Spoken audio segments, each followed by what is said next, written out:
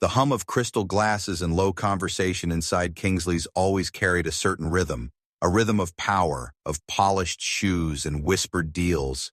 Tonight, that rhythm shattered in an instant. The entire dining room fell silent, as though the walls themselves were holding their breath. A 10-year-old boy stood trembling near a linen-draped table, his small hands stretched out, fingers quivering in the air. The boy's legs, encased in heavy metal braces, shook as he shifted his weight. His name was Lucas Montgomery, son of Richard Montgomery, one of the wealthiest men in America, and in the hush of that opulent restaurant, Lucas had asked a waitress to dance. Diana Johnson froze with her tray. Her heart hammered so loudly she swore everyone could hear it. The boy's eyes were pleading, vulnerable, yet daring in their own fragile way. Diana had learned to blend into the background in this place, her uniform crisp, her smile polite, her voice soft enough not to linger in anyone's memory. For 5 years she had moved silently between tables of power brokers and celebrities, serving without being seen. But now, every eye in Kingsley's was on her. "Sir, control your son." The manager's voice, sharp and cutting, sliced through the silence. Mr. Thornton's tone dripped with disdain, his face tight as if Lucas's small act of bravery had somehow insulted the marble floors and golden chandeliers. "This is not a dance hall. Our employees are not here to entertain children." Richard Montgomery shifted uncomfortably in his seat. Tall, impeccably dressed, his presence commanded attention without effort. But tonight his jaw was clenched, his hand gripping the stem of his wine glass until his knuckles whitened. He hadn't brought Lucas out in public since the accident, the car crash that stole his wife and left his boy fighting for every step. He thought a quiet dinner might he'll pee them both, but now all he could feel was the weight of judgment pressing in from every direction. "Lucas, sit down." His voice was low, firm, carrying the authority of a man used to being obeyed. The boy's hand faltered, his cheeks flushed, his eyes dimming with shame. For a moment he looked smaller than his 10 years, as though the braces had pinned not only his legs, but his spirit as well. Diana's breath caught. Something inside her rebelled against the sight, the boy's hope shrinking under the weight of power and pride. Slowly, deliberately, she set her tray on the nearest table. Her fingers untied the apron from her waist, folding it with care, and then, with a calm that defied the storm rising around her, she stepped forward. "I can't dance in an apron," she said softly, her voice carrying through the silence like a bell. Richard shot up from his chair. "What do you think you're doing?" Diana met his gaze, steady and unafraid. "I'm accepting an invitation, sir." A ripple of shock moved through the room. Someone whispered, "She'll be fired tomorrow." Cutlery clinked as hands stilled, eyes locked on the waitress, daring to defy expectation. But Diana wasn't watching them. She was watching Lucas. His small hand trembled in hers, his grip uncertain yet full of need. She didn't guide him. She didn't hold him tighter than necessary. She simply matched his pace. One shaky step, his brace screeching against the polished floor. Another dragging motion, awkward and unsteady. But she moved with him, neither leading nor carrying him, just following his fragile rhythm. And then it happened. The fear in Lucas's eyes melted into focus. His lips curled into a smile, shy and triumphant, the first genuine smile Richard had seen on his son's face since before the accident. Richard's breath caught. A memory stabbed at him, his late wife Elizabeth swaying with Lucas in the living room, whispering, "It's not about perfection, it's about connection." The echo was so sharp, so sudden, he almost staggered. The restaurant seemed to dissolve around him. He no longer saw the chandeliers or the polished suits, only his son, leading, truly leading, for the first time in years. Diana guided Lucas back to his chair after 3 uncertain steps. She knelt so her eyes were level with his.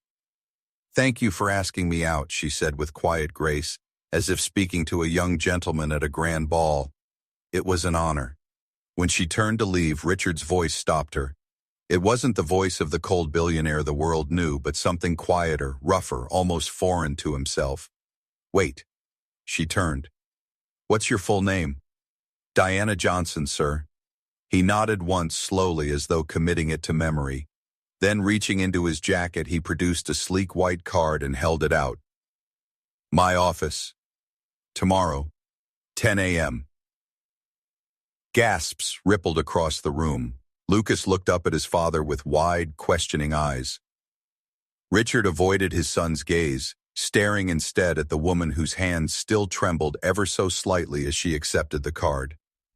The silence returned, heavier than before, wrapping the room in suspense. No one knew what would happen next, but for the first time, neither did Richard Montgomery. The morning sun struck the glass of Montgomery Tower like fire, turning the skyscraper into a monument of steel and ambition. People moved in and out of the marble lobby with the efficiency of those who belonged to such a place, polished shoes clicking against stone, designer handbags swinging with quiet authority, voices low and urgent, as if secrets were currency and time itself was too valuable to waste. Standing near the reception desk, Diana Johnson clutched the strap of her worn leather purse. She had ironed her blouse 3 times that morning, smoothed her navy skirt until the seams were sharp, but still she felt like an intruder in someone else's world. The air here was colder, scented with cologne and polished brass. Even the receptionist's gaze, clinical and assessing, seemed to strip her bare. Diana Johnson to see Mr. Montgomery, she said, steady but quiet. The receptionist barely nodded, speaking into a headset as her eyes flickered with mild curiosity. A few seconds later, she gestured toward the elevators. 18th floor, Miss Winters will escort you. The elevator doors closed around Diana, the mirrored walls throwing back her reflection, a reflection she barely recognized. She saw the nerves hidden beneath her calm expression, the quiet determination that lived beside them. She reminded herself that she had faced worse. She had faced empty fridges, eviction notices, nights when exhaustion pressed so heavily she thought she might never rise again. Compared to that, this was nothing. Or so she told herself. When the doors opened, Miss Winters was waiting. A woman in her 40s, her hair pulled back so tightly it seemed to sharpen her features, her glasses perched like weapons. She carried herself with the authority of someone who had built her career on precision and boundaries. Mr. Montgomery is finishing a call, Winters said crisply. Follow me. As they walked down a hallway lined with glass offices, Diana felt the stares. Subtle, sideways glances from employees who looked her up and down, their curiosity unmasked. A black woman in a tailored suit might have walked these halls and been recognized as an executive. But a black waitress, even in her best skirt and blouse, was a spectacle. He had you fired, didn't he? Winters asked suddenly, her voice low, almost conversational, though her eyes remained sharp. Diana blinked, surprised. Excuse me? It happens, Winters continued smoothly. Powerful clients complain, and people like you lose their jobs. She paused, her gaze deliberate. People who don't know they pay our place. Diana smiled faintly, though not from humor. And where exactly would that be? Winters tilted her head, but before she could reply, her phone vibrated. She glanced at the screen. He'll see you now. The door to Richard Montgomery's office opened into a world that seemed to swallow her. Half the floor belonged to him. The windows stretched from carpet to ceiling, revealing Manhattan spread out like a miniature kingdom beneath him. He stood by the glass, hands behind his back, his reflection blending with the skyline, as though the city itself were his shadow. Mr. Montgomery, Diana greeted, her voice formal but clear. He turned. His face was composed, unreadable, carved into the careful expression of a man who never revealed more than he wanted. Miss Johnson, he said slowly, thank you for coming. He motioned to a chair. Please. The silence that followed was calculated, Diana realized. A tactic. A silence meant to unsettle, to make the other speak too soon, to spill words that could later be used against them. She had seen this kind of silence before, though rarely delivered with such polish. Finally, Richard spoke. Do you have a background? Diana frowned slightly. Excuse me? Education, he clarified. College. She kept her gaze steady. Bachelor's degree in child development from NYU. Incomplete master's in special education. Something flickered across his face, surprise perhaps, though quickly buried. And you work as a waitress? I work 3 jobs, Diana corrected evenly. The restaurant, a bookstore on weekends, and tutoring when I can. Richard walked to his desk, picked up a folder, and opened it with a precision that matched everything about him. Inside were documents, photographs. He held one up, a faded image of children in wheelchairs and braces, laughing as they spun in a small, brightly painted room. Freedom Steps, Richard said. You founded it 6 years ago. Diana's heart tightened, but her expression did not change. I co-founded it with my sister Zoe, and it's a dance program for children with physical disabilities. Richard closed the folder slowly, which is now on the brink of closing due to lack of funding. Her jaw tightened. Of course, he had discovered everything in less than a day. I didn't come here to ask for money, she said firmly. Then why did you come? She met his gaze, calm and steady. Because you invited me. For the first time, his composure cracked. He let out a short, humorless laugh. Fair enough. But his next words caught her off guard. I want you to work for me. Diana blinked. As a waitress in your house? Richard's face hardened. As a therapeutic companion for Lucas. Her breath stilled. His son's name seemed heavy on his tongue, as if speaking it cost him something. His eyes flicked briefly to a photo on his desk. Elizabeth, his late wife, holding a baby with radiant joy. I have the best specialists in the country, Richard continued. But what you did that night, he hesitated, searching. It was just a dance, Miss Johnson.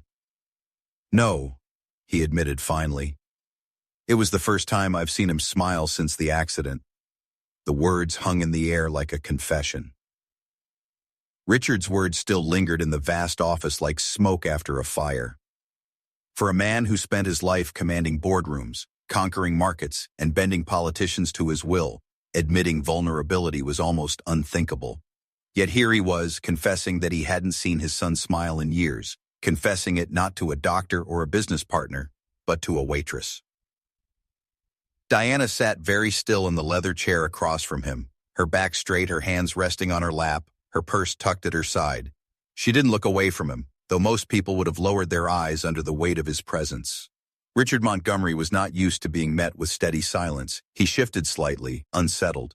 I can pay you 5 times what you're making now, he said at last. The words clipped, as if generosity was a transaction rather than a gift. You'd have full staff support, flexible hours, security for your family. You'd never have to work another shift in that restaurant again. For a fleeting second, he thought she might lean forward, eager, grateful. That was how it usually went. People always leaned in. They always said yes. But Diana did not move. She inhaled slowly as though weighing something much larger than the offer on the table. Then she stood. No.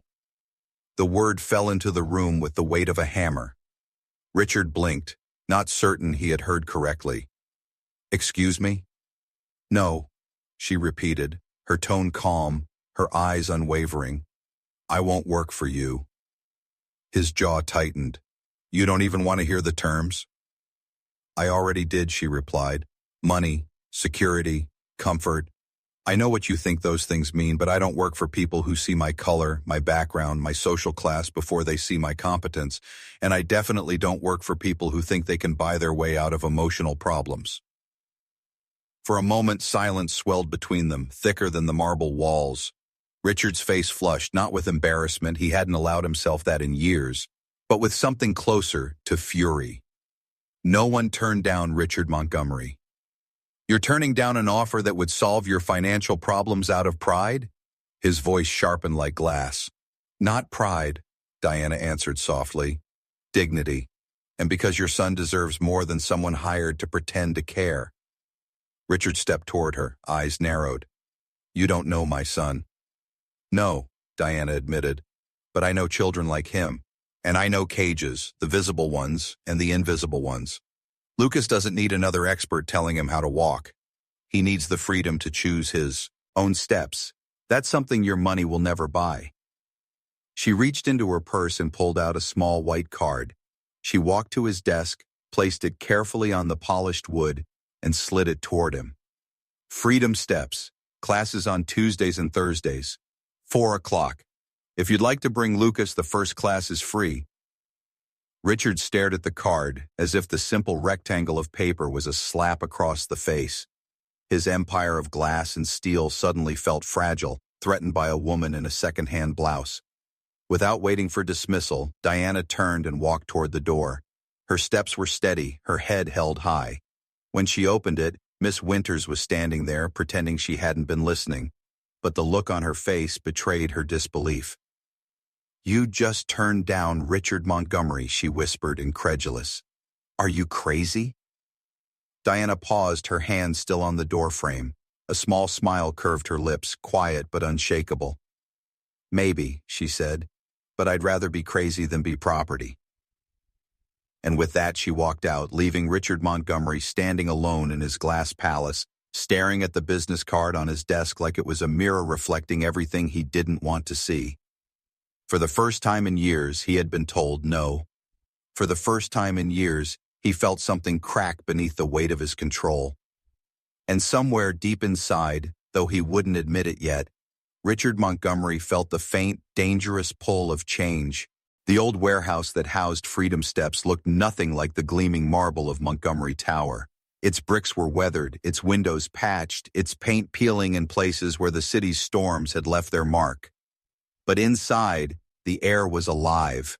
Children's laughter spilled into the streets, mixing with the sound of upbeat music pulsing from speakers that had seen better days. Hand-painted posters covered the walls. "Your rhythm, your rules, and every move counts." Diana stood by the entrance, clipboard in hand, her hair pulled back, wearing a simple t-shirt with the program's logo. To her, the chipped paint and taped-up mirrors weren't flaws. They were proof of survival. Proof that dignity could exist even in the humblest of spaces. Her sister Zoe rushed up beside her, cheeks flushed. "Diana," she whispered, tugging at her sleeve, "there's a Bentley parked outside, a black one. You know what that means." Diana didn't even look through the window. "It means Lucas is here," she said calmly. Zoe frowned, nerves buzzing in her voice. "You think his father will actually step inside? Men like him don't come to places like this." But as if on cue, the sound of car doors echoed in the lot. Through the smudged glass, Diana finally glanced up. Lucas was climbing carefully out of the back seat, adjusting his crutches. His braces caught the light, gleaming against his small frame. He looked nervous, scanning the building as though it were another universe. And then, Richard Montgomery stepped out of the driver's seat, not in his tailored suit but in casual trousers and a sweater that, despite his efforts, still screamed privilege. His hair was perfectly groomed, his expression carefully neutral, but his eyes darted around the block uneasy as though he were standing on foreign soil. Zoe exhaled sharply. "I told you, he looks like he wants to bolt." Diana only smiled faintly, remembering Lucas's trembling hand in hers that night at Kingsley's. Don't underestimate the power of a determined son. Sure enough, Lucas tugged at his father's sleeve, urging him forward, and after a long pause, Richard followed his boy inside. The music hit him first, not the polished notes of a grand piano, but a rhythmic beat, loose and playful, guiding a dozen children across the worn floorboards. Some moved in wheelchairs, spinning in careful circles. A boy with a prosthetic leg stomped to the rhythm, creating his own sequence. Others used walkers, braces, or nothing at all, each one carving their own space in the chaos. Richard's brows furrowed. "It looks disorganized," he murmured, shifting uncomfortably. "There's structure," Diana said, stepping toward him with a calm smile. "It's just not the kind you recognize." Lucas's eyes widened at the sight of the other children. His fingers tightened around his crutches, but there was eagerness in his face. Diana crouched so she was level with him. "Would you like to join them?" Lucas nodded, then looked up at his father, searching for permission. Richard hesitated, every muscle in his body fighting the instinct to say no. But then he saw it, the same flicker of hope he had seen that night at the restaurant. His son wasn't asking for help, he was asking for freedom. "Go on," Richard said quietly, his throat tight. "I'll be right here." Diana guided Lucas toward the group, her movements unhurried, letting him set the pace. Richard remained near the wall, his hands clasped behind his back, trying to look detached, but his eyes never left his son. "You should sit," Zoe whispered, bringing him a chair. "The first day is always hardest." "For him?" Richard asked, his voice clipped. For you, Zoe said softly. Richard said nothing, but his grip on the chair tightened. The music shifted to a lighter tune, and the children began copying one another in a chain of movements. Lucas stumbled at first, his braces clanking awkwardly, but when Diana mirrored his awkward step instead of correcting it, something in his posture changed. He straightened. He tried again. This time, his step matched the rhythm, and the boy with the prosthetic leg cheered for him. For a heartbeat, Richard forgot to breathe. He had paid countless specialists, therapists, trainers, surgeons. None of them had given his son this. None of them had given him this pride in his own steps. Mr. Montgomery. Richard turned at the sound of another voice. An older woman with elegant gray braids leaned on a carved cane, her gaze sharp but kind. She extended a hand. Dr. Elaine Mercer, neuroscientist retired from Harvard. Richard stiffened. I know the name. I rejected your proposals 3 times. Her smile was dry, almost amused. Yes, and here you are, watching them come to life. Richard's gaze snapped back to the floor where Lucas was laughing, actually laughing, as he copied another child's spin. His heart pounded against his ribs. For the first time in years, he didn't know what to think, what to say, what to do. He only knew one thing. His son was moving forward, and he wasn't the one leading anymore. The music filled the warehouse with a pulse that seemed to come from the floor itself, steady and alive, a heartbeat for every child moving across the room. Lucas stood at the edge of the group, his crutches pressed under his arms, his braces stiff and heavy against his legs. His eyes darted nervously, watching how the other kids moved, some fluidly, some awkwardly, all at their own pace. Diana crouched beside him. This isn't about keeping up, she said gently. It's about finding your rhythm. You ready? Lucas swallowed hard. His palms were damp against the gripsaw of his crutches, but there was a spark in his eyes, a spark Richard hadn't seen in so long it almost frightened him. Richard sat rigid in the folding chair near the wall, hands clenched together, jaw tight. His instincts screamed at him to stand, to hover, to correct, to shield. That was what he had been doing for 2 years, controlling every variable, making sure nothing went wrong. But here, he was told to sit, to watch, to wait. And it was excruciating. The children began a simple sequence, 1 step forward, 1 step back, hands lifted in whatever way they could. A boy in a wheelchair pushed forward, then back, raising his arm high like a salute. A girl with a walker mimicked him, her face glowing with pride. Lucas gripped his crutches tighter. His braces squeaked as he shifted, testing his balance. 1 step forward. His right foot dragged a little, but it landed. His face flushed with effort. Diana didn't rush in. She didn't hold him. She didn't fix his posture. She simply took 1 step beside him, matching his imperfect rhythm. The sound of the metal brace scraping against the wooden floor sliced into Richard's ears. He started to rise. His muscles coiled, but Zoe placed a hand on his arm, gentle but firm. Wait. Let him. Richard's throat constricted. He lowered himself back into the chair, his fingers digging into his knees. His whole body trembled with the effort of doing nothing. Lucas took another step, this one shakier. He wobbled, nearly tipped forward. Richard surged halfway to his feet, his heart slamming against his ribs. But before he could act, Diana moved, not to catch Lucas, not to steady him, but to adjust her own balance. She leaned the same way he leaned, mirroring his stumble, making it part of the dance. The boy blinked at her, startled, then he tried again, and this time, something shifted. His foot came down cleaner, more deliberate. High, shoulders straightened just slightly. The other children clapped and cheered. One girl in a wheelchair spun in celebration, encouragement, and Lucas's face lit up with a smile. Wide, unguarded, real. Richard froze. His son was beaming.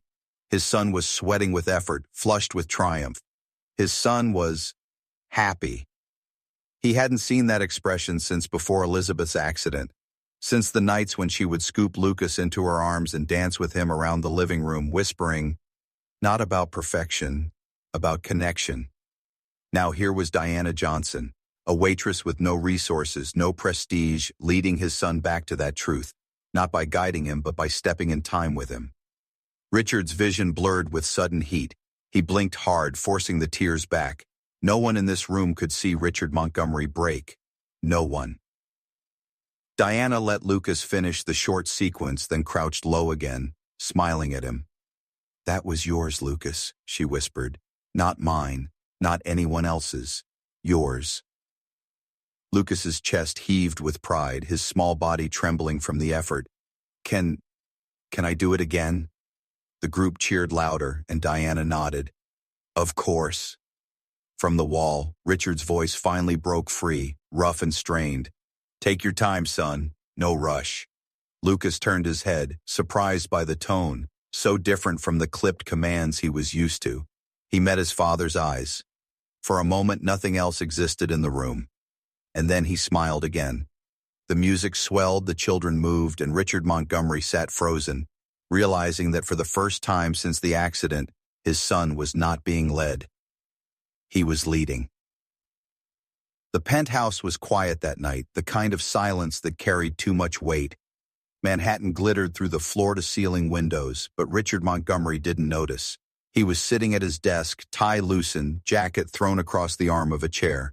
In front of him lay two neat stacks of paper.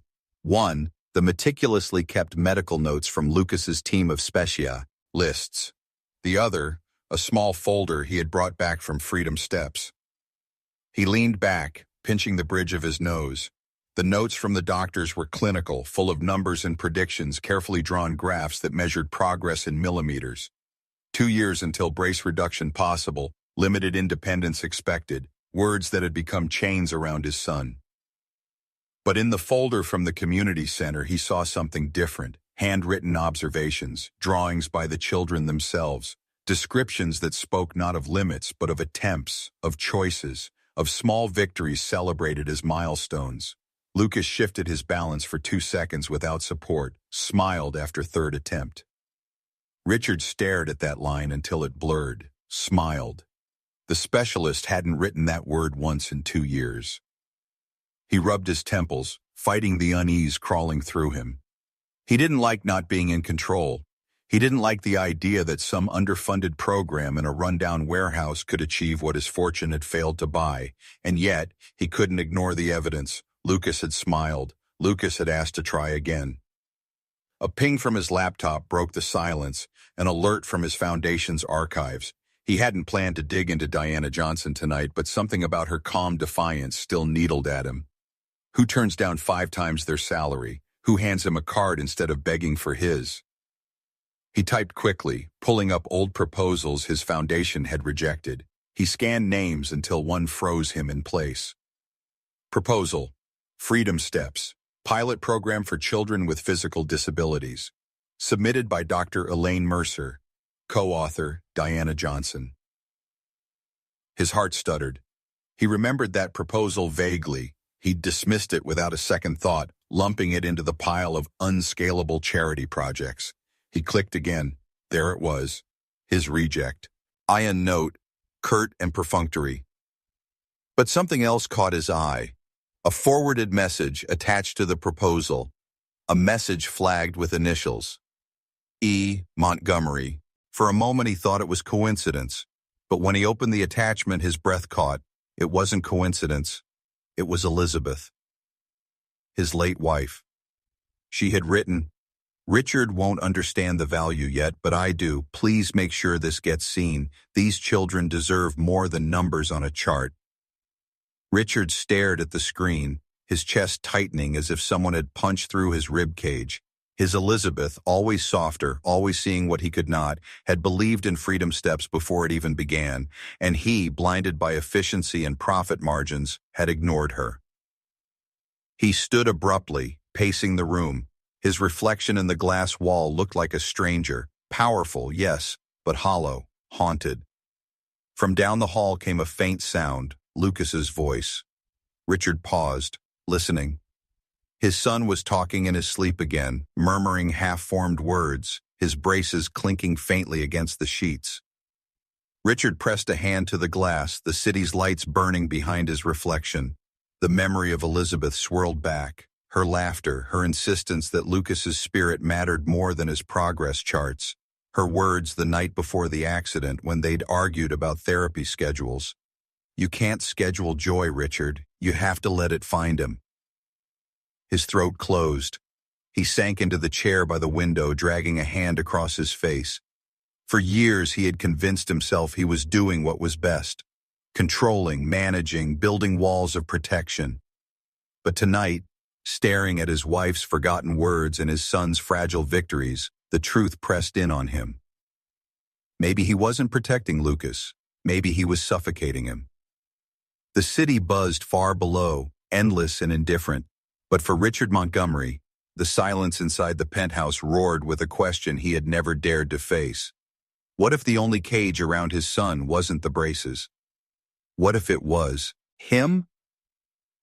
The warehouse hummed with afternoon energy, the sound of sneakers against wood, wheels spinning on the floor, music pulsing like a heartbeat. Richard stood at the back of the room, arms folded, trying to look composed while every fiber of him screamed to step in. Lucas was in the middle of the group, braces clicking, cheeks flushed, following the rhythm with a determination that made Richard's throat tighten. He wasn't alone today. Miss Winters was at his side, heels clicking sharply against the uneven boards as though she wanted to remind everyone that she didn't belong in such a place. Her gaze flicked over the peeling paint, the hand-drawn posters, the children moving freely without therapists barking orders. Disdain curled her lip.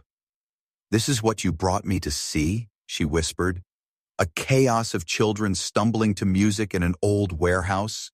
Mr. Montgomery, the optics of this are risky."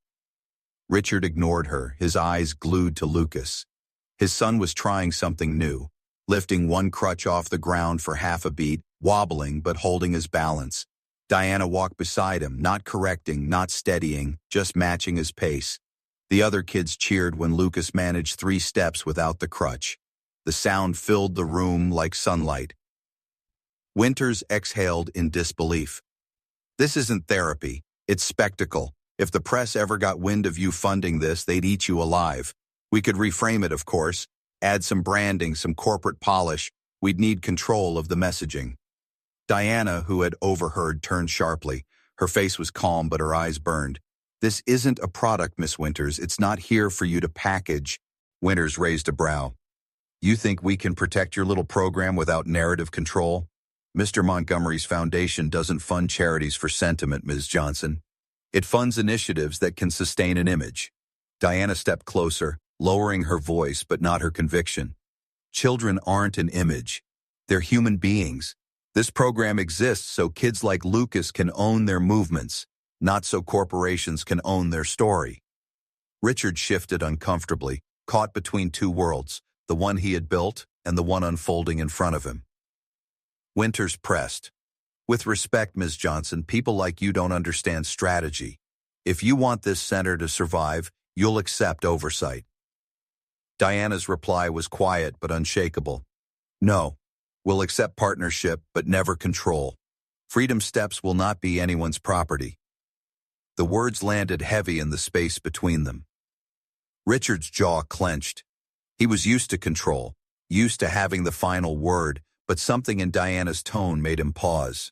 For the second time in days, he heard a no that didn't sound like defiance. It sounded like truth.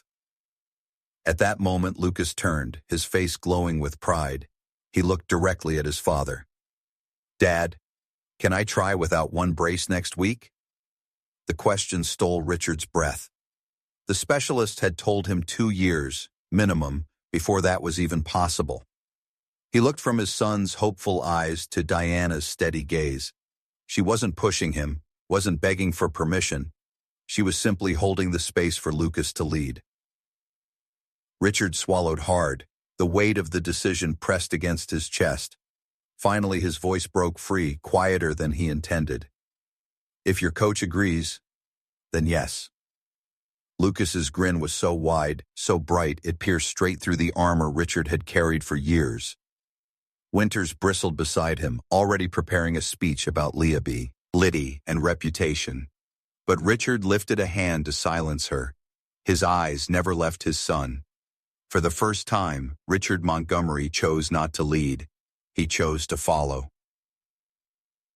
The warehouse was busier than usual that Thursday afternoon. Parents gathered near the walls, their voices hushed with anticipation. Children wheeled, stepped, and shuffled onto the floor, excitement bubbling in the air. Diana moved gracefully through the room, her voice calm, her encouragement steady. She was always careful not to guide too much, not to force, just to follow, to mirror, to let the children discover themselves. Richard sat in the back, tie loosened, jacket draped across his chair. He told himself he was only here because Lucas had begged, but deep down he knew that wasn't true anymore. He was here because he couldn't stay away. Each visit left him unsettled, forcing him to face pieces of himself he had long buried. The door opened suddenly, and a ripple moved through the room. Reporters filed in, cameras slung over shoulders, notebooks in hand. A photographer raised his lens, the flash exploding against the mirrors. Richard stiffened immediately, his whole body bristling. He turned sharply to Diana. "What is this?" he demanded, his voice low but edged with steel. "Part of the plan," she said simply, not breaking stride as she adjusted a speaker. "Plan?" His voice dropped colder. "You invited the press? Without telling me?" She met his glare head-on, calm as ever. "We published our first results today on the effectiveness of non-directive motor rehabilitation. Dr. Mercer thought it was time people saw for themselves. Transparency builds trust." Richard's hands curled into fists. "You used my son as a headline?" Diana's eyes sharpened, but her tone never rose.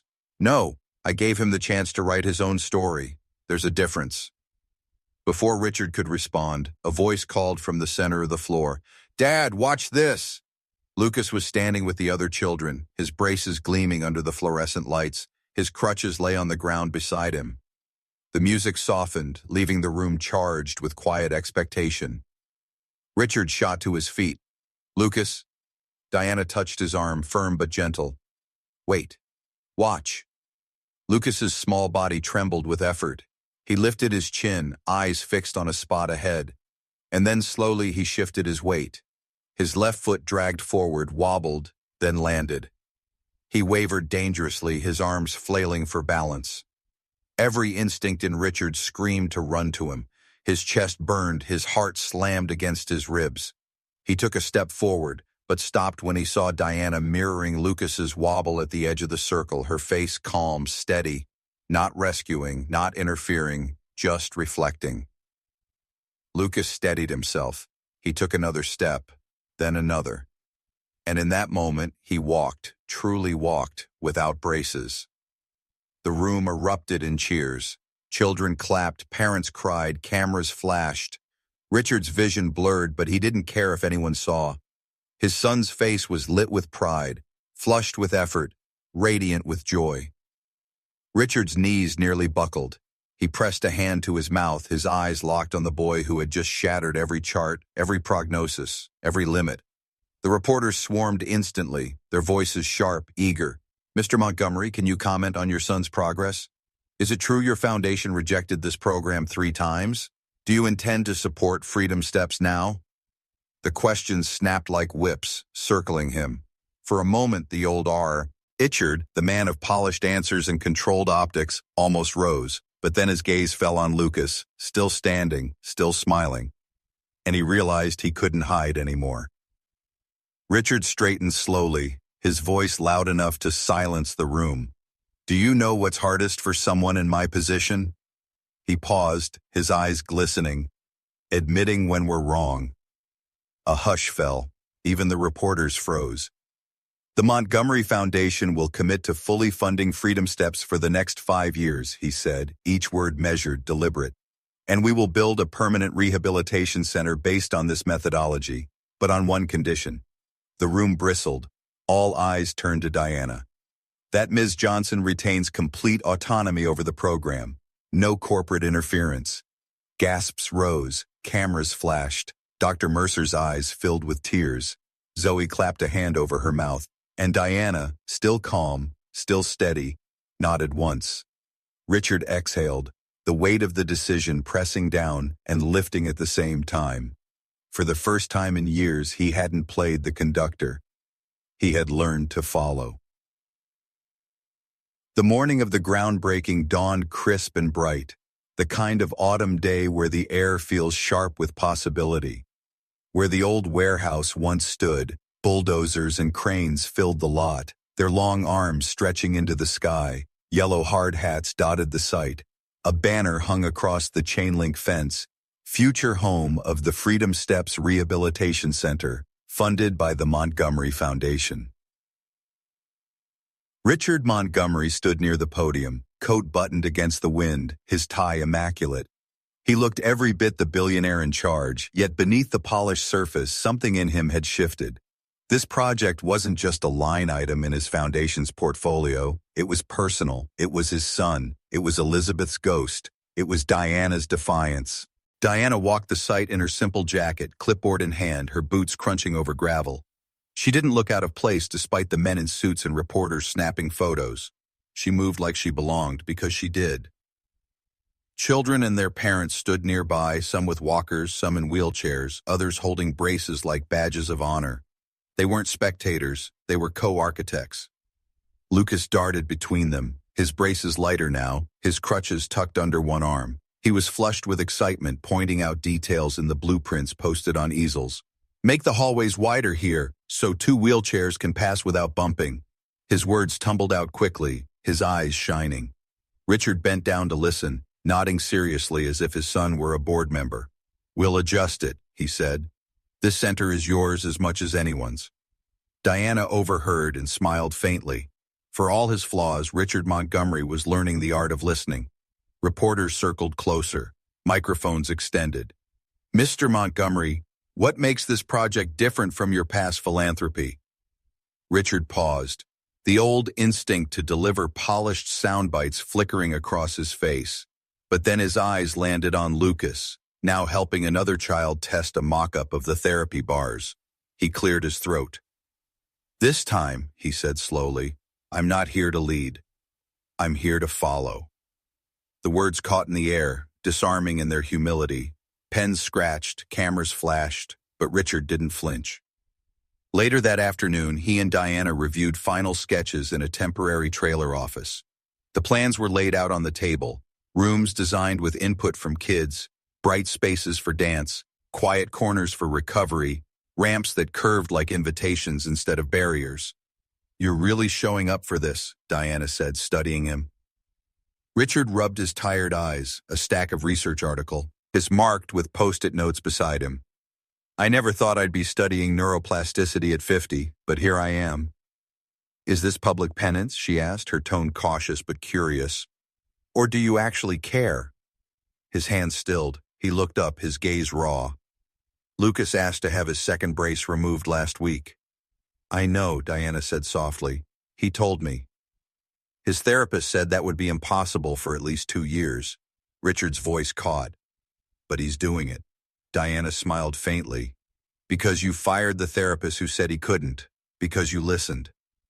For a long moment, Richard didn't speak. He only stared at the blueprints, his reflection trembling faintly in the glass of the trailer window. Outside, children's laughter mingled with the clatter of construction equipment. The sound carried into the small office like a reminder, like a promise. Something fragile was beginning here. A building, yes, but more than that. A partnership. A shift in how a man who had spent his life in control was finally learning what it meant to let go. But shadows lingered at the edges. The board of Montgomery Investments was restless, whispering about liability and reputation. Not everyone wanted this project to succeed. And Richard knew the day would come when he'd have to choose again, between the world he had built and the world his son was leading him toward. For now, though, he let himself listen to the laughter. For now, he allowed himself to hope. That night, Richard sat alone in his study, the glow of his desk lamp cutting a small island of light against the dark expanse of the penthouse. Papers were stacked neatly beside him, contracts and board memos he had read twice over but couldn't absorb. He had poured a glass of scotch hours ago, but it remained untouched, amber liquid reflecting the city lights. His phone buzzed against the mahogany surface, a notification from his private email. At first, he almost ignored it. Another late-night report from the foundation, no doubt, but the subject line froze him. Confidential, Scooter Division Liability Report. He opened it. His eyes skimmed the first lines, then stopped cold. The report detailed a pattern of product failures in a mobility scooter manufactured by a subsidiary of Montgomery Investments. A pattern of stability defects. The kind of defect that could cause sudden tipping, abrupt crashes. Richard's chest tightened. His mind raced back to the night of the accident, the twisted wreck of his wife's car, Lucas's screams, the metal crushing around them. He remembered the investigators blaming poor road conditions, nothing more. But here, in black and white, was evidence suggesting otherwise. Warnings, ignored. Memos, buried. Internal engineers had raised concerns about stability 3 months before Elizabeth's accident. Executives had decided the recall would be too costly. The decision had been signed off by his board, by his empire, by him. Richard shoved the chair back, the wheels screeching against the polished floor. He stumbled to his feet, gripping the edge of the desk to steady himself. His vision blurred as memories assaulted him, Elizabeth's laughter echoing through their home, Lucas's legs crumpled beneath twisted metal, the cold words of doctors who said walking again might never happen. And now the brutal truth, the company he had built, the empire he had worshipped, might have caused the accident that had destroyed his family. A sharp knock at the door pulled him back. Miss Winters stepped inside, her silhouette stiff against the light. "You've seen it, then?" Richard turned, fury in his eyes. "You knew?" "I suspected," Winters said evenly. "The whispers have been around for months. I advised the board to bury it deeper." "Bury it?" His voice thundered, echoing through the room. "My wife is dead, my son is crippled, and you wanted to bury it?" Her expression didn't flinch. "I wanted to protect you, to protect the company. If this gets out, you won't just lose donors or investors, you'll lose everything." Richard's fists clenched, the veins in his temples pounding. "Everything?" His voice was hoarse. "I already lost everything the night Elizabeth died."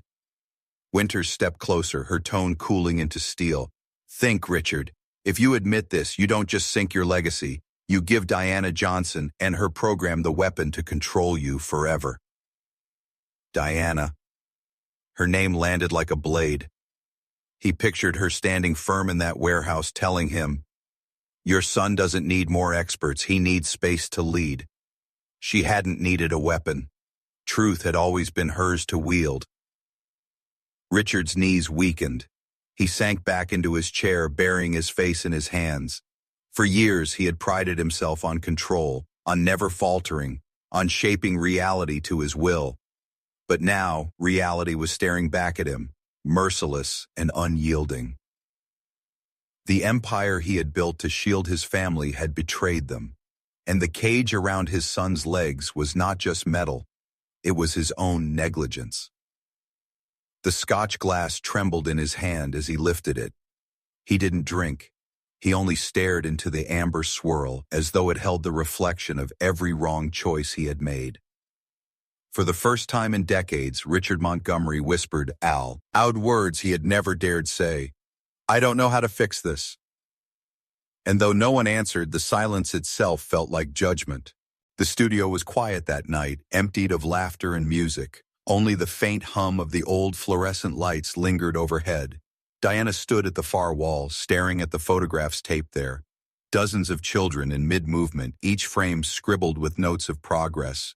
Smiles, tiny triumphs, moments that told stories no chart could capture. She hadn't planned to be here this late, but the day's weight had pressed too heavily on her chest. Parents had whispered to her at pickup. A reporter called us asking about Montgomery Investments, about the scooters. She brushed it off until the phone rang again, this time with a journalist's voice delivering the truth with brutal clarity. A defect, buried reports, lawsuits hushed before they ever saw daylight. And Elizabeth Montgomery's accident falling right in the middle of it all. The door creaked open. Footsteps echoed. She didn't turn. She already knew. "Why didn't you tell me?" Diana's voice was calm, but it trembled under the calmness, like a taut string ready to snap. Richard's tall frame filled the doorway. He closed the door softly behind him, but the sound still cracked through the silence like thunder. He looked older tonight, shadows bruising the edges of his face, his eyes hollow. "You heard," he said quietly. Diana finally turned to him, her gaze sharp. "Not from you, from a reporter. You had the truth in your hands and you stayed silent." Richard swallowed hard, words clawing at his throat. "I just found the documents 2 nights ago." 2 nights ago, she repeated bitterly. "And you thought what? That you could hide it? That if you wrote a bigger check, poured more marble into this center, it would erase the blood on your hands?" The words struck him like blows. He flinched, though his jaw tightened in defense. Don't what?" Her voice rose, breaking through the stillness of the room. "Don't say it aloud. Don't name the fact that your company ignored warnings, that the defect that killed your wife and crippled your son has your signature buried in the files?" Richard staggered back a step, the accusation slicing through him. His chest heaved as though the air had turned too thick. "I didn't know. I swear to you, Diana, I didn't know. The board, the executives, they filtered it before it ever reached me. And that's supposed to absolve you." Her eyes burned with fire, but her voice dropped, low and cutting. "You built the cage, Richard. You created the culture where profit came before people. You didn't just miss the signs. You made it possible for everyone else to ignore them."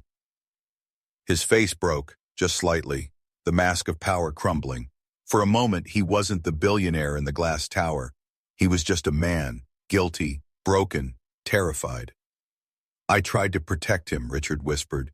"Every specialist, every therapy, every wall I built around him. I thought I was helping, but maybe all I've done is suffocate him." Diana's throat tightened. She wanted to hate him, to shout until the walls shook. But when she looked at him, she didn't just see power. She saw a father unraveling. A small sound came from the hallway. Both turned sharply. Lucas stood there, his crutches tucked awkwardly under his arms, eyes wide and wet. "Dad!" His voice wavered, trembling like glass about to shatter. "Did we do this?" Richard froze, his heart stopping at the words. "No," he whispered, stepping toward his son. Then his voice broke. "Yes, I did. I should have stopped it, and I didn't." The boy's lip quivered. His gaze darted to Diana, searching for truth. She knelt beside him, steadying his shoulders. "Lucas, listen to me. None of this is your fault. None of it." Lucas's eyes brimmed with tears. "But it's his?" He looked at his father, his face twisted. "Well, it hurt." Richard dropped to his knees on the studio floor, the billionaire stripped away. His hands shook as he reached for his son. "It is mine," he admitted, voice raw, "and I will spend the rest of my life fixing it, if you'll let me." Silence stretched, heavy with pain. Lucas's chest heaved, his small frame caught between betrayal and the desperate love he still carried for his father. Diana's hand rested lightly on his back, her eyes locked on Richard's, unflinching. "Words won't be enough this time. Only action. Consistent, honest action. No more secrets, no more control." Richard nodded, tears finally spilling down his face. "Then I'll show you, both of you." For a long moment, the three of them stayed there in the dim light of the studio, father, son, and the woman who had forced open the truth. The silence no longer felt like judgment. It felt like the start of a reckoning. The following evening, the studio smelled faintly of polish and chalk dust. The children had gone home, their laughter echoing in the empty space like the ghost of sunlight after a storm. Diana was tidying the bins of therapy bands and scarves when the door opened and Dr. Elaine Mercer stepped in, leaning on her carved cane. There was something unusual in the older woman's posture tonight, not the crisp authority of a scientist, but the quiet weight of someone carrying a burden. She crossed the floor slowly, her gray braids swaying gently, and stopped in front of Diana. "I've been holding on to something," Dr. Mercer said, her voice low and deliberate. She reached into her bag and withdrew a thick envelope. Its edges yellowed slightly with age. On the front, written in elegant cursive, was a name, Diana Johnson. Diana's hands stilled on the scarves, her breath caught. "What is that?" "Your letter," Mercer replied, "from Elizabeth Montgomery." The room seemed to tilt. For a moment, Diana couldn't move. Elizabeth?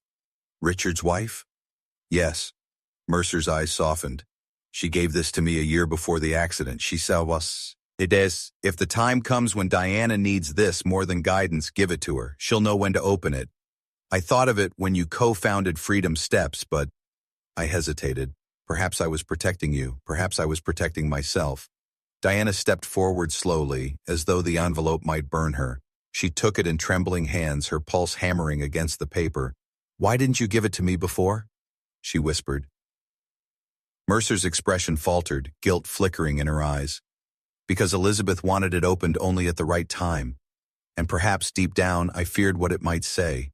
She was sharper than people realized. She saw things others missed. Diana pressed the envelope against her chest, her throat tightening. Memories came unbidden, moments she couldn't quite place, flashes of a woman's laugh in a community workshop years ago, an anonymous donor whose small checks had kept Freedom Steps alive in its earliest days. Could it have been her all along? The studio door opened again. Richard stood there, framed by the golden spill of light from the hallway. He looked exhausted, his shoulders bowed as though he carried an invisible weight. When he saw the envelope in Diana's hands, he froze. What is that? His voice was quiet, but sharp. Diana turned the envelope slightly, letting him see the familiar script. Elizabeth's handwriting. His breath caught audibly. She wrote to me, Diana said softly. Richard stepped forward, his face tightening, color draining from his cheeks. She never told me. Maybe she didn't trust you to listen, Diana said before she could stop herself. The words cut, but she didn't take them back. Richard's eyes flickered with pain. He reached out as if to touch the envelope but stopped, his hand hovering in the air. What does it say? I don't know, Diana admitted, her voice trembling. I haven't opened it. The silence stretched heavy. The city hummed outside the windows, but in the studio only their breaths filled the air. Finally, Diana lowered the envelope to her side. I'll open it, but not yet, not until it's time. Richard's face hardened. It's time now. Diana shook her head. No, not while you're still scrambling to protect your image, not while Lucas is still fragile, when the truth needs to be spoken, not just for us, but for everyone. That's when I'll open it. Richard's chest rose and fell rapidly. He looked at the envelope like it was both salvation and a curse, the last tether to a woman he loved and lost. His voice cracked when he whispered, Please, when you do, let me be there. Diana studied him for a long moment, then gave a single slow nod. When it's time. Dr. Mercer placed a steadying hand on Diana's shoulder. Elizabeth trusted you with this, not him. Remember that.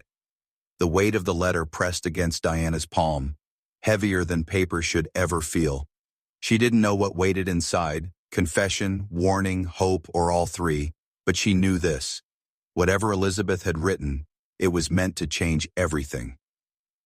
And in that dim studio, with Richard watching her like a man desperate for absolution, Diana understood that the day she opened that envelope would be the day none of their lives could remain the same. The press conference was held in the atrium of Montgomery Tower, a space designed to impress, marble floors polished like mirrors, walls of glass reaching skyward, chandeliers glittering like constellations. Normally, it hosted gala fundraisers, award ceremonies, deals signed beneath the weight of cameras and applause. But today the air was different, heavier. Richard Montgomery stood behind the podium, his tie perfectly knotted, his posture unflinching. Yet his eyes betrayed him, hollow, shadowed by nights without sleep. Around him, journalists shifted in their seats, recorders already running, cameras pointed like weapons. The words scooter defect and corporate cover-up had been whispered for days, leaked just enough to stir suspicion. Now the room was hungry for blood. Diana sat in the back row, arms folded, the sealed envelope heavy in her purse. She had told him, no more secrets, no more control. Whether he would keep his word, she didn't know. Lucas sat beside her, legs swinging, braces tucked neatly under his trousers, his small hands twisted in his lap, his wide eyes fixed on his father. Richard cleared his throat. The microphones crackled, amplifying the sound of a man about to step off a cliff. Thank you for coming. His voice carried across the atrium, lower and rougher than usual. "I have called you here not to defend myself, but to tell you the truth." A murmur rippled through the crowd. Reporters leaned forward. For years, Montgomery Investments has prided itself on innovation, efficiency, and growth. We built machines, devices, and systems meant to serve people. But somewhere along the way, profit blinded us to the people themselves. His hand gripped the podium, his knuckles white. 3 years ago, engineers raised concerns about a stability defect in our scooter line. Those warnings were dismissed, not by accident, not by oversight, but by deliberate choice, by a culture of silence that I created. The words landed like bombs, flashes erupted from cameras, gasps broke through the room. Richard's voice wavered only once when he continued. That defect may have contributed to accidents across this country, including the one that killed my wife and injured my son. Diana felt the air leave her lungs. Even though she knew the truth already, hearing him admit it aloud shook her. She turned to Luke, who sat frozen, staring at his father as if seeing him for the first time. Richard pressed on. "I take full responsibility. Today, I announce a full recall of every scooter produced under that line. Montgomery Investments will create a restitution fund for every family affected. And as of this morning, I have resigned from 2 boards where this silence was allowed to thrive. I will not lead them anymore." Questions erupted instantly, shouted from every angle. "Mr. Montgomery, do you accept legal liability? What does this mean for your shareholders? Are you admitting negligence?" Richard lifted a hand, silencing the room with sheer force of presence. His next words came quieter, steadier. "I am admitting that money cannot buy redemption. Only truth can. Only action can. I can't undo what's been done, but I can promise this. I will not bury another truth to protect myself." The room went silent. For once, the master of control had not polished his words into armor. He had bared himself raw and bleeding. At the back, Diana watched him, her chest tight. She saw the cracks in him, the sincerity fighting with decades of arrogance. He was not absolved, far from it, but he had taken the first step, and she knew, more than anyone, the power of a first step. Lucas leaned against her arm. "He said it," the boy whispered. "He really said it." Tears stung Diana's eyes, but she nodded, her voice low. "Yes, Lucas, he did." As Richard stepped down from the podium, cameras flashing wildly, he looked to the back of the room. His eyes found Diana's, then Lucas's. For a fleeting moment, he wasn't the billionaire. He was just a father. The reckoning had begun. The fallout came fast, like a storm rolling in without warning. By the next morning, headlines screamed across every major outlet. Montgomery admits negligence in scooter line. Billionaire empire under fire. From boardroom titan to public penitent. At the breakfast table in the penthouse, Richard sat staring at the papers spread before him. His coffee had gone cold, untouched. Lucas pushed cereal around in his bowl, the spoon clinking softly against porcelain. Neither spoke for a long time. The silence was thick with the knowledge that nothing in their lives would ever be the same again. When the phone rang, Richard knew before answering who it would be. The board. Angry voices filled his ear before he even said hello. "You've tanked our stock price overnight. Do you have any idea how much we've lost in 24 hours? You've destroyed your credibility, Richard. The markets don't forgive weakness."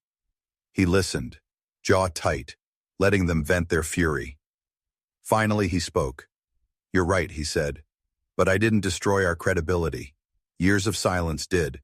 I won't bury the truth anymore." There was a long pause on the other end, then a hissed reply. "Then maybe you no longer belong at the head of this table." Richard ended the call without answering. He leaned back in his chair, rubbing his temples, the weight pressing heavier than ever. For decades, power had been his shield. Now it was stripped away, and all he had left was honesty. Later that day, he walked into the Freedom Steps warehouse. The children were already mid-session, the music bouncing off the walls, their laughter drowning out the storm outside. Parents smiled nervously, whispering about the headlines. Every eye flicked toward him as he entered. For the first time, Richard didn't stride in like he owned the room. He slipped quietly to the back, removing his coat, folding it over a chair. He didn't stand over anyone. He sat among them. Diana noticed. She crossed the room, arms folded, her gaze as sharp as ever. Still think a donation will make this go away? Richard shook his head slowly. No, I don't. That's why I'm here. Not to lead, not to polish, not to fix with money, just to show up. Her eyes searched his face. Looking for cracks in the sincerity. For once, she found none. Consistency, she reminded him. That's the only language that matters now. I know, he said quietly, so I'll keep showing up. And he did, day after day, not in suits but in simple shirts, sleeves rolled, sometimes carrying boxes of supplies, sometimes wiping down mirrors, sometimes just watching Lucas attempt new steps with the other children. He didn't bark orders. He didn't hover. He sat on the sidelines, learning the excruciating discipline of silence. The parents began to notice. One evening, as he handed out water bottles after class, a mother whispered, "I didn't believe you when I saw the news. But maybe you meant it." At home, Richard tried something he hadn't done in years. He cooked dinner for Lucas. It was simple, pasta, clumsy, almost burned. But when Lucas laughed at the overcooked noodles, Richard found himself laughing too. Not the polite laugh of a CEO, a real laugh, the kind he thought had died with Elizabeth. Diana saw it too, in the small moments, in the way he listened when a father explained how therapy bills had bankrupted him, in the way he crouched down, tie forgotten, to ask a child in a wheelchair what color they wanted the new gym walls to be, in the way he never once mentioned optics. It wasn't absolution. Not yet. But it was a beginning. One night, as the sun set over the city and painted the studio windows gold, Diana approached him. "Why are you really doing this?" she asked. Richard looked across the room, watching Lucas guide a younger boy through a sequence of steps. His son's hand trembled, but his voice was steady. "You lead. I'll follow." Richard's voice cracked when he answered, "Because for the first time in my life, I finally understand what it means to love without control." Diana didn't reply. She didn't need to. For the first time, she believed him. But outside those walls, pressure was mounting. Investors were pulling out, donors were fleeing, and shadows from his empire were circling, determined to protect themselves at any cost. Richard Montgomery had taken his first steps toward redemption, but the road ahead would demand more than presence. It would demand sacrifice. The morning of the opening felt like a festival. The once empty lot where rusted warehouses stood had been transformed into a gleaming new building of glass and light. Ribbons of color stretched across the entrance. Balloons bobbed in the cold spring air. Families arrived in clusters, children in wheelchairs, on crutches, in braces, holding parents' hands. Their laughter spilled out into the street, mingling with the music of a small live band. Inside, the Freedom Steps Rehabilitation Center pulsed with life. The polished floors weren't cold or sterile like hospitals. They shone with warmth, designed to invite movement. Murals painted by the children themselves covered the walls. Wide ramps curved gently instead of rising stiffly, and in the main hall, the mirrored panels reflected dozens of eager faces waiting for the ceremony to begin. Diana stood near the front, clipboard in hand, her face calm, though her heart pounded with nerves. This wasn't just another milestone. It was proof. Proof that years of stubborn belief, nights of exhaustion, and fights against invisibility had been worth it. Proof that children once written off as broken could now be celebrated as whole. Richard arrived with Lucas at his side, not in a limousine but walking slowly among the families. He didn't rush to the podium, didn't claim the spotlight. He bent down to listen when a boy in a wheelchair asked if there would be room for dance battles. He smiled at a parent who thanked him through tears. He carried himself not as a master of ceremonies, but as a man still learning what it meant to follow. Reporters filled the back rows, cameras rolled. For weeks they had devoured every headline about his confession, about the fallout in his empire. Today they came expecting to see a spectacle. perhaps to witness him scramble for redemption. Instead, what they saw was a child. Lucas walked to the center of the hall, braces gleaming faintly beneath his pants, his cane tapping softly against the floor. He turned to face the crowd with a small grin. Behind him, 3 other children lined up, one with a walker, one balancing on a prosthetic leg, one moving fluidly in her wheelchair. The music began, light and playful, and then Lucas did something no one in that room expected. He raised his hand to the boy with the walker. "You lead," he said, loud enough for the microphones to catch. The boy's eyes widened, then he laughed, stepping forward boldly. Lucas followed, the other children echoing the rhythm. They created a sequence together, imperfect and messy but joyful. Every time one stumbled, the others mirrored it, folding the mistake into the dance. The crowd erupted in applause. Parents cried openly. Richard stood in the back, his throat tightening, tears burning his eyes. Elizabeth's voice echoed in his mind. "It's not about perfection, it's about connection." When the music ended, Lucas bowed awkwardly. The children bowed with him. The crowd surged to its feet. Diana stepped forward, her voice steady as she addressed the audience. "This is what Freedom Steps means. It isn't therapy, it isn't charity, it's dignity. It's the belief that every child deserves to lead in their own rhythm." She paused, then reached into her bag. The weight of the envelope pressed against her palm. Elizabeth's handwriting stared back at her. She turned slowly, her eyes finding Richard in the crowd. He froze, breath caught, his face paling. "It's time," Diana said softly. The room hushed as she walked toward the podium. She placed the envelope down, the cameras zooming in. Before she passed, Elizabeth Montgomery wrote a letter, addressed to me. She asked that it be opened when the moment was right. I believe that moment is today. Gasps rippled through the hay. Richard's hands trembled where he stood, every muscle in his body taut with dread and longing. Diana broke the seal. The paper crackled as she unfolded it, her voice steady though her fingers shook. "If you're reading this, it means Lucas has taken a step that is his. Not mine, not Richard's, his. And if Richard is listening, then hear this. The world doesn't need more of your control. It needs your humility. These children don't need saviors. They need space, respect, and the courage of those who will walk beside them, not ahead of them." Richard closed his eyes, tears slipping down his face before he could stop them. Elizabeth's voice felt alive again, slicing through the years, through his guilt. The room was utterly silent. Even the cameras seemed to hold their breath. Diana lowered the paper. She believed in this before any of us. She believed in Lucas, in every child here, and she asked us to carry that belief forward. She looked to Richard. He stepped forward slowly, his shoulders trembling, his face stripped bare of pride. For once, he did not take the microphone. He simply placed his hand on the podium, bowing his head. Lucas limped toward him, his cane tapping against the floor. He reached for his father's hand, gripping it tightly. Together they stood in front of the crowd, 2 figures broken and rebuilt, united by a truth stronger than money or power. Applause thundered, not for the billionaire, not for the program, but for the small boy who had dared to ask someone to dance. And in that sound, Richard Montgomery felt something break and mend all at once. Elizabeth's words had come true. The steps were no longer his to lead.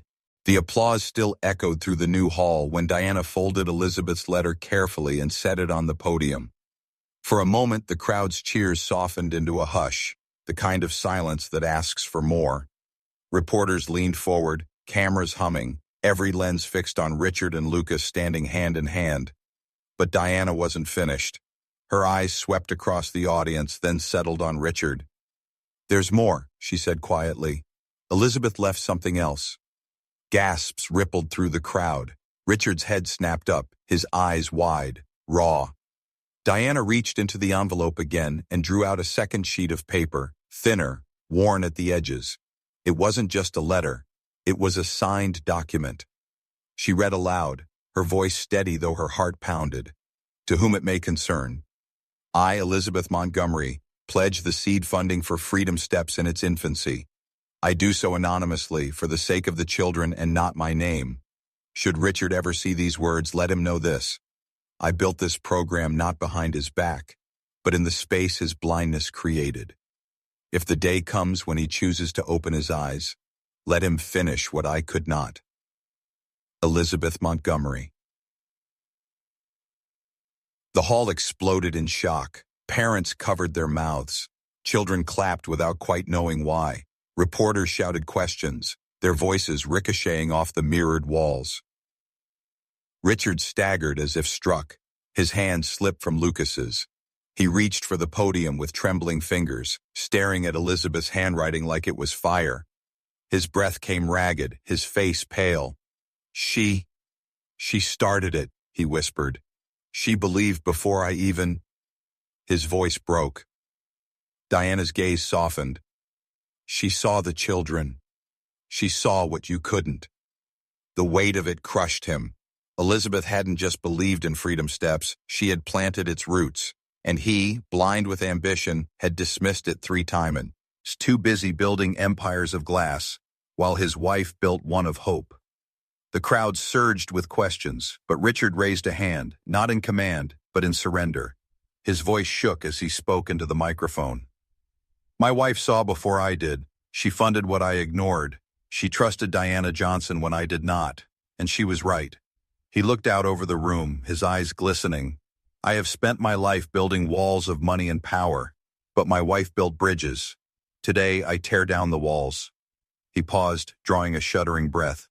Effective immediately, I am placing my remaining shares of Montgomery Investments into a permanent trust, one that will fund Freedom Steps in perpetuity, independent of my name, my influence, or any boardroom's agenda. The reporters erupted, flashes blinded, gasps swept the room. Diana's lips parted in shock. Zoe pressed a hand to her mouth, tears streaming down her cheeks. Lucas stared at his father wide-eyed. Dad, are you sure? Richard turned to him, kneeling so they were eye to eye. Son, I've spent too long owning things. Now it's time I learn how to let go. Lucas's braces clicked softly as he stepped forward, slipping his small arms around his father's neck. Then let's build it together, he whispered. The crowd's applause swelled again, this time thunderous, rising like a wave that filled every corner of the new center, but Richard barely heard it. All he could feel was the boy's embrace, the warmth of forgiveness he didn't deserve, but would spend the rest of his life honoring. Later, when the cameras were gone and the families had left, the 3 of them, Richard, Diana, and Lucas, stood alone in the vast new hall. The mirrors reflected them in infinite copies, a broken billionaire, a determined woman, and a boy who had led them both. Richard's voice was hoarse when he finally spoke. Elizabeth was right. True leaders aren't shinjas. The ones who drag others forward, they're the ones who know when to follow. Diana placed a hand on his shoulder. Then follow Lucas. He already knows the way. Lucas grinned, lifting his cane like a baton, tapping it once against the floor. Come on, he said softly. Let's dance. And so they did, not with perfection, not with grandeur, but with connection. A billionaire, a waitress, and a boy with braces, stepping together into a future Elizabeth had dreamed of all along. And in that imperfect rhythm, they found something greater than redemption. They found freedom.